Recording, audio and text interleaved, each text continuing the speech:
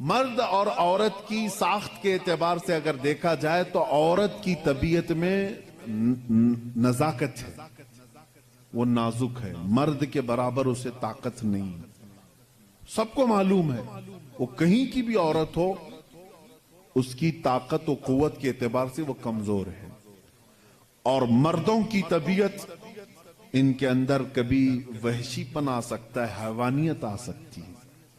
جب اس کی خواہشات عروج پر ہوتی ہیں تو سب سے پہلا اٹیک مرد اگر کسی پر کرتا ہے تو وہ عورت پر کرتا ہے۔ مرد اگر اس کو کھلا چھوڑ دیا گیا اور حیوانیت آ گئی تو اپنی خواہشات کو بجھانے کے لیے سب سے پہلا حملہ کس پر کرتا ہے؟ عورت پر کرتا ہے۔ اس کی زندہ مثالیں آج ہم دیکھ رہے ہیں۔ جہاں کسی تنہا عورت کو 4 گنڈوں نے پا لیا تو اس کے ساتھ کیا کرتے ہیں؟ کتے بھی اس طرح سے نہیں کرتے جس طرح سے یہ کر جاتے ہیں۔ اس کے ساتھ ریپ بھی کیا، زنا بھی کیا، خواہشیں پوری کی اور اس کو پھاڑ کر کے بھی پھینک دیا۔ جانور کوئی ایسا کرتا ہے؟ جانور بھی اس طرح سے نہیں کرتا۔ اس کا مطلب یہ ہے، رپورٹ یہ بتاتی ہیں پوری دنیا کی کہ مرد کے اندر اگر شہوت کا غلبہ زیادہ ہو گیا اور اس وقت عورت اسے سامنے نظر آ گئی تو پھر یہ اپنی حیوانیت پر اتر کر سکتا ہے، اس کا ریپ بھی سب کچھ کر سکتا ہے۔ اس لیے اسلام نے ہمہ وقت عورتوں کو کہا کہ پتہ نہیں کہاں درندے ہیں، تم ہمیشہ اپنے آپ کو محفوظ رکھو۔ یہ نہیں کہ پکنک پر جاؤ تو ناک پر سکارف لگا لو، یہاں برے لوگ ہیں، خالی یہی کپل اچھے ہیں، دوسروں کی نظر پڑ جائے گی۔ اسلام نے ہر وقت کے لیے عورت کو یہ کہا ہے کہ تو اپنی حفاظت کی ذمہ داری خود رکھ لے، اس لیے کہ تیرے جسم کو دیکھنے کے بعد کئی ایسے مرد ہیں جن کی خواہشات انگڑائیاں لیتی ہیں اور پھر وہ حملہ کر سکتے ہیں۔ تمہاری جان کا بھی خطرہ ہے اس میں، صرف عزت لوٹنے کا نہیں، جان کا خطرہ ہے۔ ریپ کے بعد قتل ہوتے ہوئے نہیں دیکھے؟ ابھی سال نہیں گزرا ہوگا، حیدرآباد میں، دلی میں کتنے واقعات ہوئے، اچھے پڑھی لکھی لڑکیوں کے ساتھ ہو، اچھے بڑے گھر کی لڑکیوں کے ساتھ یہ معاملات ہوئے کہ نہیں ہوئے؟ اب یہ جب ہم جواب دیتے ہیں تو وہ یہ کہتے ہیں کہ مردوں کو آپ تلقین کریں کہ وہ عورتوں کو چھیڑ چھاڑ نہ کریں۔ یہ تو ایسی بات ہو گئی کہ گوشت کو کھلا رکھ کر کے کووں کو نصیحت کرو، بیٹا اچھے سے رہو، اخلاق میں رہو۔ ارے کوا ہے، وہ گوشت کھلا رکھا ہے، ہم کووں کو سدھار نہیں سکتے لیکن گوشت کو ڈھک تو سکتے۔ ہمارے پاس یہی فارمولا ہے، ہم کہاں پورے دنیا کے مردوں کی آنکھوں کو سنبھالیں، حالانکہ قرآن نے ہر مومن کو کہا ہے وَقُلْ لِلْمُؤْمِنِينَ يَغُضُّوا مِنْ أَبْصَارِهِمْ، اے محبوب سارے ایمان والوں سے کہہ دیں کہ وہ اپنی آنکھیں نیچی رکھیں۔ اسلام نے سمجھا تو دیا ہے مردوں کو، لیکن ان کی سیکورٹی کا بھی اہتمام کیا ہے، جس کو یہ سمجھ رہے ہیں کہ یہ پابندی بہت زیادہ ہے، بہت مشکل ہے، یہ پابندی ہے بہت زیادہ مشکل ہے۔ جن لوگوں نے کہا تھا کہ یہ اسلام کی زور زبردستی عورتوں کو اتنا قید کر کے رکھتے ہیں، بیچارے آج 12 گھنٹے ہاسپٹل میں پورا کا پورا نقاب پہنے ہوئے ہیں، پورا کہا، اور ایسا نقاب پہنے ہوئے ہیں کہ ہوا بھی آنا مشکل ہو جاتی ہے۔ اور ہم تو برقعے بیچنے والے مشہور تھے، برقعے بیچنے والے مشہور تھے، آج پوری مغربی دنیا مشہور ہو گئی، پی پی کٹ نام رکھا ہے، تم نے برقعے ہی بیچ رہے ہو، بیچ رہے ہو۔ ہم تو صرف حفاظت عورتوں کے جسموں کی کر رہے تھے، تم نے تو برقعہ اب مردوں کو بھی پہنا ہے، سب کو پہنا ہے۔ اب ان سے پوچھو کیوں اب سختی نہیں ہے؟ یہ کسی کے جسم کو اتنا ڈھانک کر کے رکھنا یہ زور زبردستی نہیں ہے؟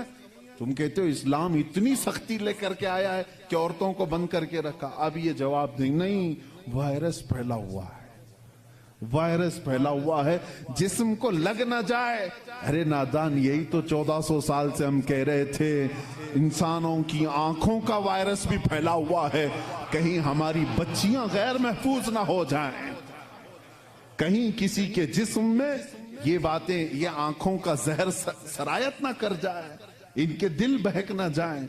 और मैं बहुत पहले से कहता आ रहा हूं, तहकीक ये बताती है कि मर्द की आंखें जब इसमें ख्वाहिश पैदा होती है ना, एक जहरीला मादा निकलता है, जहरीला मादा निकलता है।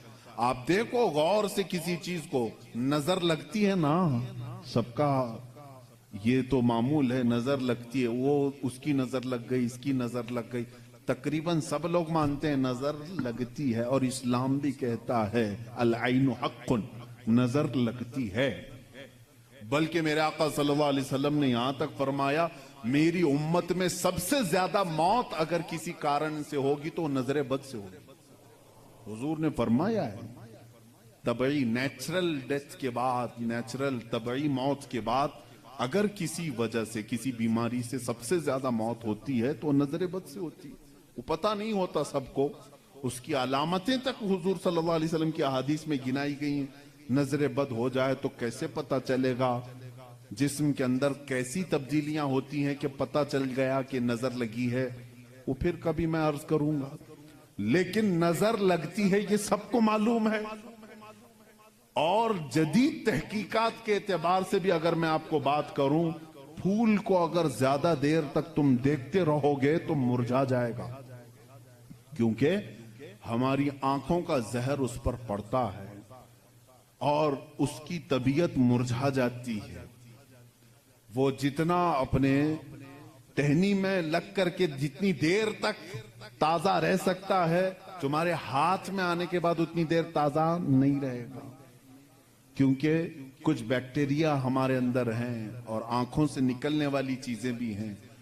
इसी तरह से औरतों का जिस्म इतना नरम है और नाजुक है कि बाहर के जहरीले मादे उनके जिस्म पर पहले असर करते हैं, मर्दों के जिस्मों पर कम, लेकिन औरतों के जिस्मों पर ज्यादा असर करते हैं। अब कोई वहशी दरिंदा जिसकी निगाहें जहर फेंक रही हों और किसी लड़की का जिस्म नंगा हो, वो बगैर लिबास के हो, तो जाहिर सी बात है उसके जिस्म के अंदर जैसी ही वो नजरें जाती हैं, उसके दिल में भी बुराइयों की ख्वाहिशें पैदा होना शुरू होती हैं। एक तरफा नहीं होती ये सब चीजें। उसके अंदर जो खराबी आई वो उसकी आंखों की वजह से। इसीलिए मेरे आका सल्लल्लाहु अलैहि वसल्लम ने फरमाया, फ़इन्नल ऐन तज़नी, आंख भी जिना करती है। हुजूर सल्लल्लाहु अलैहि वसल्लम ने फरमाया आंख भी जिना करती है। अब मुझे बताओ मेरे अजीजों, इस्लाम ने इतनी जो हिफाजत की है औरतों की, इसको तुम कह रहे हो जोर जबरदस्ती है?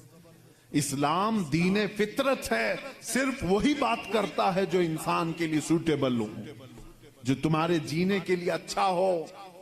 अब मैं आओ तुमको ये भी बताता हूं, कुछ लोग ये कहते हैं खाने पीने के मामलात में भी, अब ये बात थी औरतों की। और हाँ, यहां पर मैं ये बात बता दूं कि ये बराबरी जिसको कह रहे हैं ना, वो बराबरी है नहीं। तुम कभी भी इसके जवाब देने की भी कोशिश मत करो। ये बराबरी किसको कहते हैं? इनके सामने रक्स करे, डांस करे, बराबर करे। अगर मर्द जो है खुले आम घूमता फिरता है और नंगा हो सकता है, तो औरत को भी उतना ही होना चाहिए, औरत भी उतना ही दिखाए। तो ये तो ऐसी बराबरी है कि इतना अगर शौक है बराबरी का, तो फिर ऐसा करो, अपनी बीवी के साथ मुआहदा कर लो, 1 साल तू बच्चा देगी, 1 साल मैं बच्चा देता हूं। ये बराबरी करने की चीज है? अरे सारा बच्चों का दर्द औरत ही क्यों सहे, तुम भी थोड़ा सा पार्टनरशिप में ले लो। ऐसा नहीं कर सकते, तुम्हें मालूम है औरत की फितरत है, कुछ चीजें ऐसी हैं उसकी साख्त में, उसके लिए वो जरूरी हैं। और इस्लाम ये समझता है कि औरत के लिए उसके घर में रहना ज्यादा सूटेबल है बनिस्बत बाहर घूमने फिरने के।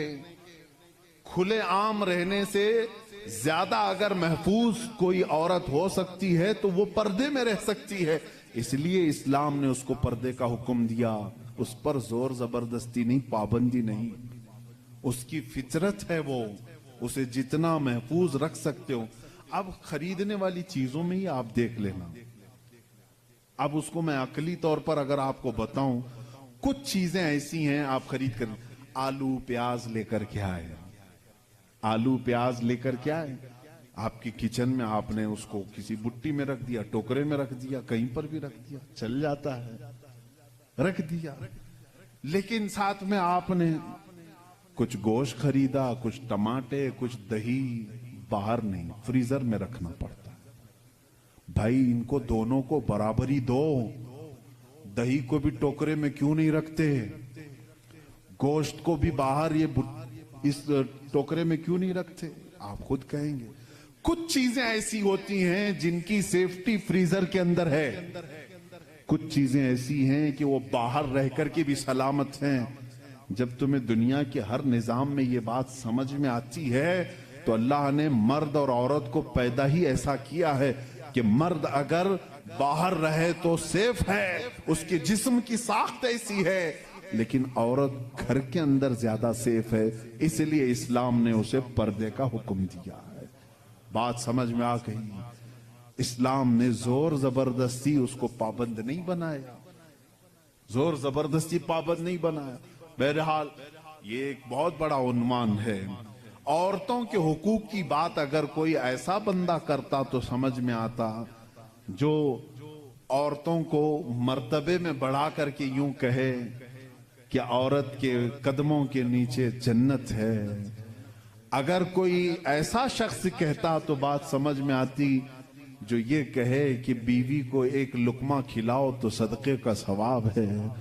अगर कोई ऐसा शख्स कहता जो ये कहे कि एक बेटी को पाल कर निकाह कर दो तो जन्नत वाजिब है, इनके पास ये कोई भी चीज नहीं, बल्कि ये जिस औरत की बात कर रहे हैं इनके लिए वो अपने नफ्स की ख्वाहिशात पूरी करने की एक मशीन है बस।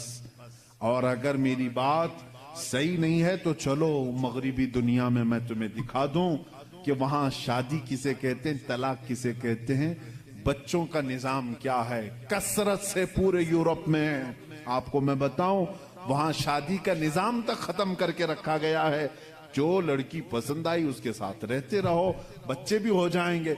2-2 बच्चों के बाद वो लोग फैसला करते हैं आप शादी कर लें। अब शादी करने का बराबर टाइम आ गया, हम लोगों की अंडरस्टैंडिंग हो चुकी है।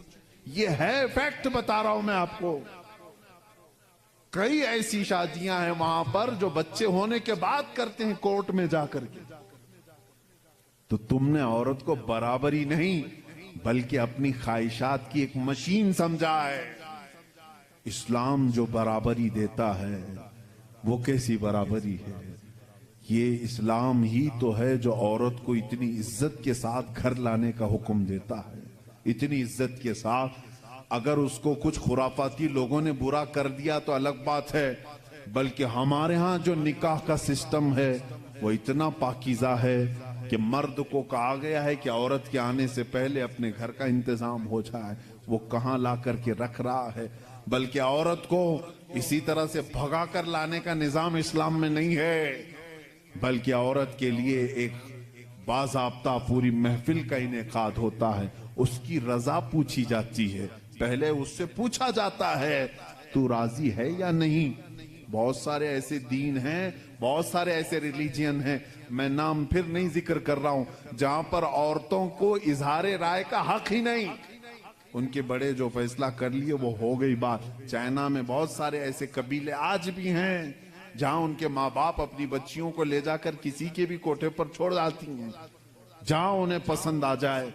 इस्लाम औरत की इज्जत इतनी देता है, जब तक वो अपनी रजा का इजहार नहीं करती काजी की मजाल नहीं कि वो निकाह पढ़ा सके। हम खुद खड़े रहते हैं जब तक इजाजत नहीं आती। पहले हम औरत की इजाजत लेकर के आते हैं और फिर औरत को उसका हक महर देने का हुक्म भी मर्द को दिया गया है कि वो तुम्हें अपनी जिंदगी छोड़कर आ रही है,